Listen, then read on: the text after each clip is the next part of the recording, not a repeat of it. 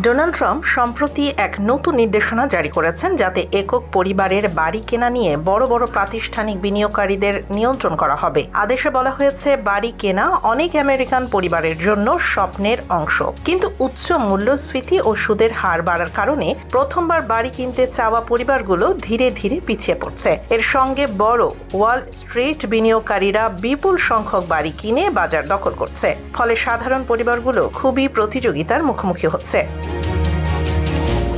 এই নির্দেশনার মূল নীতি হলো, যেসব বাড়ি সরাসরি কোনো পরিবারের মালিকানায় যেতে পারত তা বড় বিনিয়োগকারীরা যেন কিনতে না পারে। 30 দিনের মধ্যে ট্রেজারি বিভাগ বড় প্রাতিষ্ঠানিক বিনিয়োগকারী এবং একক পরিবারের বাড়ি সংজ্ঞা নির্ধারণ করবে। এছাড়াও department of housing and urban development এবং অন্যান্য ফেডারেল সংস্থাগুলোকে নির্দেশ দেওয়া হয়েছে সরকারি সম্পত্তি বিক্রিতে পরিবারের অগ্রাধিকার রাখা এবং বড় বিনিয়োগকারীদের কাছে বাড়ি হস্তান্তর সীমিত করা। ট্রেজারি, বিচার বিভাগ ও ফেডারেল ট্রেড কমিশন স্থানীয় আবাসন বাজারে প্রতিযোগিতা বিরোধী কার্যক্রম নজরে রাখবে। প্রশাসনের লক্ষ্য হলো আমেরিকান পরিবারগুলো যাতে সহজেই বাড়ি কিনতে পারে এবং বাজারে জল্পনামূলক ক্রয় কমানো যায়।